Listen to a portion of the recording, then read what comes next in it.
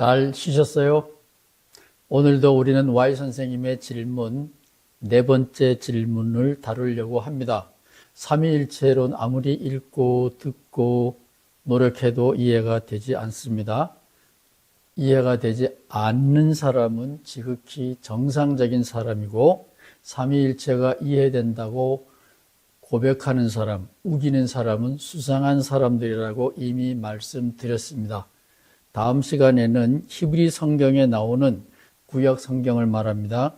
하나님, 야훼 하나님과 예수님이 말하는 하나님 같은 분일까요? 굉장히 위험하고 중요한 질문인데 다음 시간에 다루도록 하겠습니다.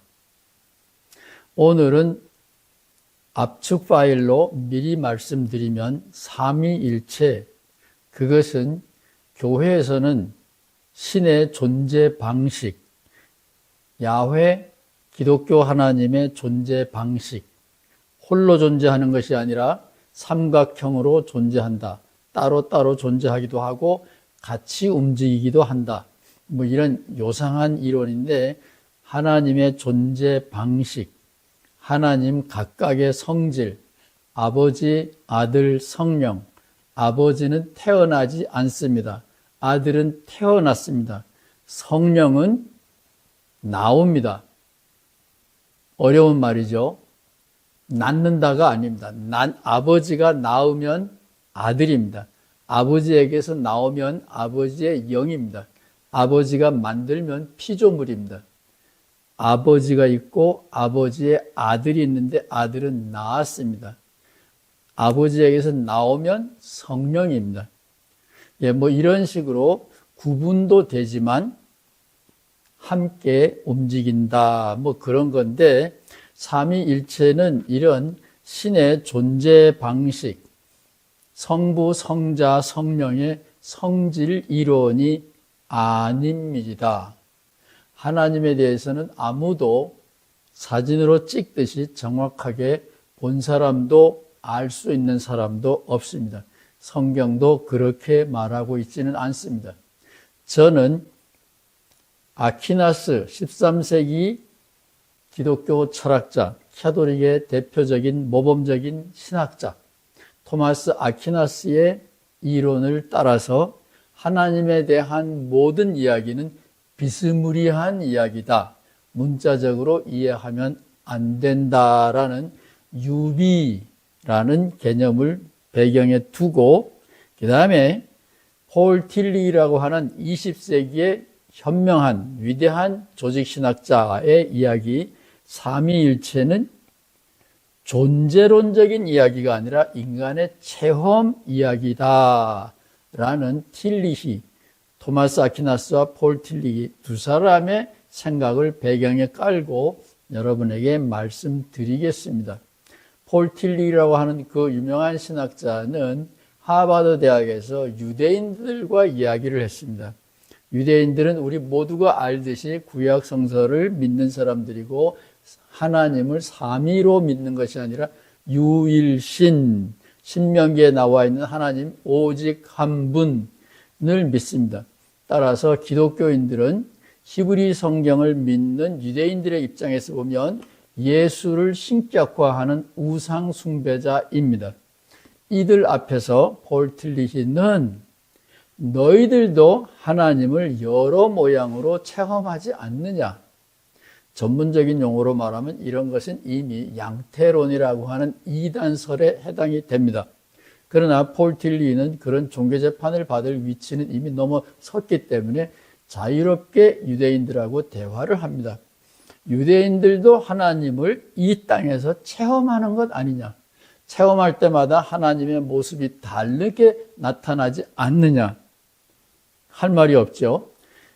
따라서 유대인들에게도 너희들도 지금 살아있는 하나님을 믿는다면, 죽은 하나님이 아니고 옛날에만 있었던 하나님이 아니고 살아있는 하나님을 믿는다면 우리 기독교인들처럼 삼위일체를 믿는 거다라는 유명한 공개 토론 강의가 있었습니다. 저는 그것을 잊어버릴 수가 없습니다.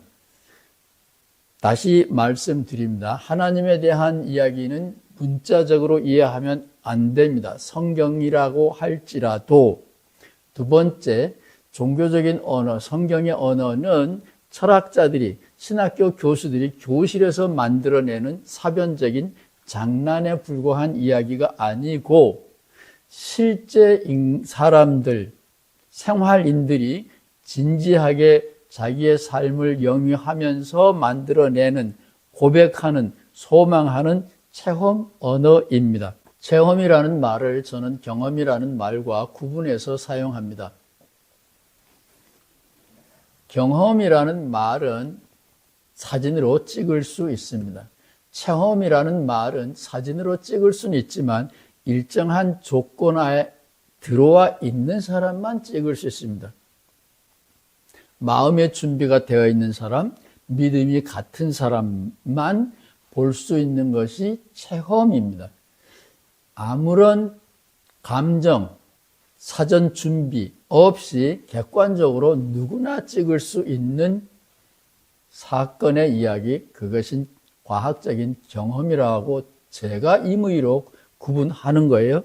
따라서 제가 체험 이야기 이렇게 했을 때는 아하, 신앙이 없는 사람에게는 안 보이는 이야기구나, 그렇게 이해하시면 틀림이 없습니다. 체험 이야기 1번, 하나님 체험 1번. 이스라엘 백성을 400년 동안 노예로 삼았던 바로가 홍해를 건너가는 이스라엘 백성들 뒤를 맹렬하게 추격하고 있습니다. 여기에는 모세입니다. 모세가 지팡이를 들자 홍해가 갈라졌습니다. 모세가 다시 기도하자 홍해는 이 뒤따라오고 있는 바로의 군대를 수장시켜 버렸습니다. 출애굽기에 나와 있는 이것이 성부 하나님의 경험입니다. 하나님 체험 1번이 있습니다. 그것이 바로 종살이, 노예살이에서부터 해방. 하나님 체험 1번은 정치적인, 굴욕적인 우상숭배, 경제적인 굴종, 이런 것으로부터 해방이었습니다. 정치적인 해방이라고 생각하면 되겠습니다. 따라서 예수님과 예수님 시대의 모든 기독교인들은, 초기 기독교인들, 유대인들을 말합니다. 그들은 이 여호와 하나님을 믿고 있었던 사람들입니다. 그래서 성부 하나님은 모세가 찾아낸, 모세가 발견한 하나님입니다. 바로의 정치적인 폭압에서부터, 종살이로부터 해방시킨 해방자 하나님입니다. 두 번째는 예수님을 통하여 초기 기독교인들은 모세의 하나님과 동일한 체험을 했습니다. 성격이 같다는 것은 아니에요. 역시 해방을 경험했습니다. 이거는 베드로가 물에 빠져서 죽어가고 있는데 여기에 보이지 않죠? 예수님이 구출하시는 장면입니다. 여기에는 나면서부터 신의 저주를 받은, 신명기에 의하면 나면서부터 장님인 사람은 신의 저주를 받은 사람인데 예수님은 그런 신은 아니야. 내가 믿는 하나님은 그런 신이 아니야. 신의 저주로부터 예수님이 해방시켜 줍니다.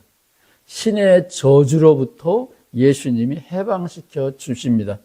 따라서 질문자 Y 선생님의 질문은 이 경우에 굉장히 타당성이 있는 심각한 질문입니다. 신명기에 보면 나면서부터 장님인 사람, 문둥병자, 절름발이, 이런 사람들은 신의 형벌을 받은 사람들인데 예수님은 물러거라, 하나님의 아들, 딸이다라고 다 받아들이십니다. 예수님을 통하여 초기 유대인들, 기독교인들은 또다시 해방을 경험했습니다. 모세를 통한 해방, 예수님을 통한 해방. 그래서 성부 하나님, 성자 하나님이 생겼습니다. 그런데 그 성자 하나님이 3년 40일 만에 실종됐습니다. 사라졌습니다. 예수님의 제자들은 겁에 질려서 지하 동굴로 숨었다. 이렇게 생각하시면 좋습니다. 그런데 시간이 지나고 숨어있던 기도를 열심히 했던 초기 기독교인들, 예수님이 떠나갔기 때문에 절망과 공포 속에서 시달리던 기도하던 예수님의 제자들이 하늘에서부터 불이 내려오면서, 이게 성령이 비둘기처럼 내려오면서 신비적인 언어로 말하게 됐고, 마침 예루살렘에 와 있던 전 세계의 많은 순례객들이 초기 기독교인들이 하는 말을 다 알아들었다. 한국에 있다가 한 유대인들도, 소련에 있다가 한 유대인들도, 아프리카에 있다가 간 유대인들도 다 자기 동네 말로 베드로와 그의 친구들의 말을 알아듣게 되었다. 바벨론 저주의 치료라 그랬죠. 성령이 임하여서 새로운 해방을 경험하게 됐습니다. 인간과 인간 사이의 언어 장벽, 무서운 간격이 무너지게 되었고, 예수님의 제자들도 겁에 질려 있었지만 이제는 성전 문 앞에 있는 안진뱅이도 예수의 이름으로 물러가라 그랬을 때 벌떡 일어나게 됐습니다. 안진뱅이는 역시 신의 형벌을 받은, 저주받은 사람의 운명인데, 예수의 이름은 그 저주에서부터 사람을 풀어내었습니다. 예수님은 갔지만 예수님을 따르던 사람들에게 일정한 공백 기간이 있었지만 예수님을 만났을 때 경험한 새로운 해방의 경험이 지속적으로 일어났습니다.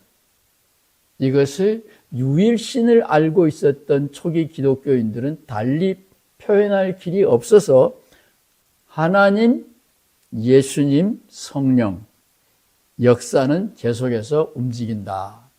그래서 특별히 누가복음에 보면 예수님이 태어날 때도 성령으로 태어났고, 세례 받을 때도 성령으로 태어났고, 40일 동안 광야에 가서 시험 받을 때도 성령으로 했고, 예수님은 처음부터 끝까지 성령 운동으로 설명이 되고, 예수님이 떠나간 다음에도 성령이 다시 와서 예수님의 제자들과 함께 계셨다, 역사하셨다, 이렇게 누가복음은 기록하고 있습니다. 누가복음과 사도행전은 전편, 후편입니다. 따라서 누가복음과 사도행전은 특별히 예수님은 성령의 역사다, 작품이다, 이런 것을 강조하고 있습니다. 따라서 성부, 성자, 성령은 삼위일체라는 말로 설명하면 적절하다고 말할 수가 있는데, 이것은 3번 경험한 종교 체험이지, 하나님 집에 가보니까 하나님이 삼각형 모자를 쓰고 있더라, 하나님의 손이 5개인 줄 알았는데 가보니까 하나님의 손가락은 3이더라, 하나님은 팔이 2개가 아니고 3개더라, 뭐 이런 하나님의 모습에 대한, 하나님의 혈액형에 대한, 하나님의 가족에 대한 내부의 이야기는 절대로 아닙니다. 소위 하나님의 존재 방식에 대한 이야기가 아니라 하나님을 믿는 우리들, 사람들의 종교 체험의 이야기입니다. 이것을 꼭 기억하시면 좋겠습니다. 자, 이것은 옛날 이야기고 오늘 우리들 이야기로 바꾸어 보겠습니다. 삼위일체가 교회의 기득권자들은 자기네들의 적을 추방하는 무기입니다. 삼위일체를 말로 설명하면 누구든지 적이 될 수 있습니다. 예를 들면 어거스틴도 당신이 높은 계급에 있었으니까 그렇지, 어거스틴의 삼위일체론도 순엉터리입니다. 예를 들면 어거스틴은 하나님은 빛이다, 빛은 열이 있다, 광채가 있다, 뭐 이렇게 해서 빛의 덩어리, 광채, 열, 이렇게 셋으로 나누어 생각할 수 있다, 뭐 이런 말을 했는데 그것은 순엉터리 삼위일체론입니다. 따라서 어거스틴의 적이 있었다면 어거스틴 당신은 이단자야. 왜냐하면 태양이 모양이 있고 열이 있고 빛이 있다 그러면 열은 빛이 아니고 빛은 열이 아니에요. 열이 나지 않는 반딧불 같은 빛도 있습니다. 따라서 삼위일체, 삼은 설명이 되는데 일체, 한 몸이라는 것, 한 통속이라는 것을 어거스틴의 삼위일체라는 설명을 제대로 못하고 있습니다. 어떤 경우는 부부, 남녀, 하나다. 어거스틴은 이렇게도 설명을 합니다. 가정은 삼위일체다. 이렇게도 설명하는데 어떤 경우든지 인간의 언어는 하나님의 삼위일체를 존재 방식으로 설명하는 데는 부족합니다. 우리의 체험이 여러 모양 다르지만 같은 것이다. 이렇게 설명하면 되겠습니다. 오늘 우리들, 제가 얼마 전에 갔다 온 교회 이름이 자꾸 생각나네요. 지금 여기 교회. 옛날 언어가 아니라 지금 여기에 있는 우리들이 베드로가 예수님을 만났던 경험, 나면서부터 장님된 사람이 예수님을 만났던 경험, 그 경험과 혹은 사막에서 예수님의 제자를 죽이려고 달려가던 바울이 경험한 하나님, 예수님 경험과 오늘 우리들 맹숭맹숭한 지금 여기에 있는 오늘 우리들이 하나님 체험을, 예수 체험을, 해방의 체험을, 구원의 체험을 동급으로 한다. 그게 저는 삼위일체의 중요한 역할이라고 목에 힘주어 강조하고 싶습니다. 그렇지 않다면 우리는 3등 신자예요. 베드로가 1등급 신자죠. 예수님하고 같이 놀았으니까.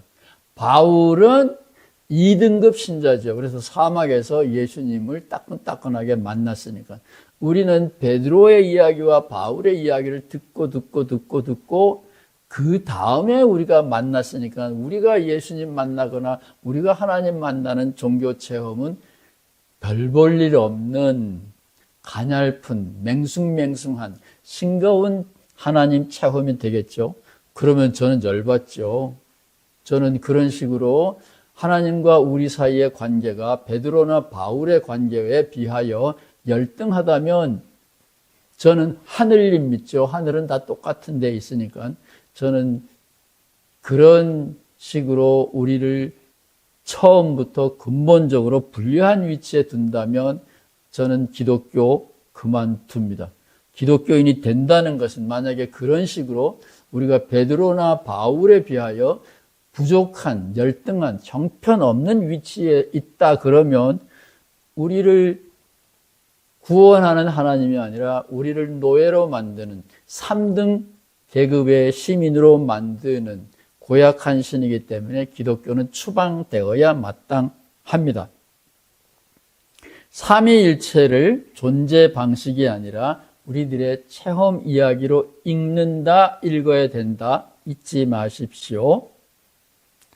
여러분, 2002년에 대한민국 해본 분 계신가요? 저는 LA에서 우리 교우들과 함께 모여가지고 대한민국, 놀라운 경험을 저도 했습니다. 그 당시의 감독이 덴마크인가요? 히딩크 감독입니다. 2002년에 첫 골을 넣은 황선홍, 그 다음에 손흥민. 저는 손흥민 잘 몰라요. 자, 인터넷에 보면 히딩크 감독을 이렇게 기록하고 있습니다. 글자 그대로 따온 겁니다. 대한민국 축구 역사상 다시는 나오지 못할 전무후무한 최고의 성과인 월드컵 4강 신화라는 업적을 세운 인물이 히딩크 감독입니다. 한국에서 그의 위상은 가히 신급이다. 아멘! 히딩크는 신이었어요. 누군가가 한국 국가대표 축구팀을 만들었습니다. 성부 하나님, 이스라엘 백성을 만드는 거죠. 출발하게 한 거죠. 그러나 얼마 기간인지는 모르지만 나라를 잃고 성전을 잃는 유대인들처럼 힘든 시간을 보냈는데 어떤 기록에 의하면 세계 44강이었대요. 40번째 쯤의 실력인 한국 팀을 이 히딩크라는 외부의 천재가 나타나서 으쌰으쌰 하면서 대한민국 축구팀을 세계의 4강으로 만들었습니다. 이것은 신적인 일이고 히딩크는 가히 축구 월드컵 축구의 메시아입니다. 그래서 신급이다. 이건 제가 쓴 말이 아닙니다. 예수님이 사람이지만 하나님의 아들이다. 똑같은 언어예요. 제가 쓴 말이 아닙니다. 따라서 삼위일체의 언어는 지금도 살아있는 언어라고 저는 고집하고 싶습니다. 옛날에 있었던 일이 아니라 지금도 우리에게 살아서 힘을 주는, 용기를 주는 어떤 모멘트, 어떤 사건, 어떤 인물, 어떤 진리의 힘, 그런 것들을 우리가 체험했고 과거에 한번 체험하고 끝나는 것이 아니라 지금도 그때를 생각하면 한국은 할 수 있다. 이런 자부심, 긍지를 갖고 열심히 달려갈 수 있는 힘이 된다.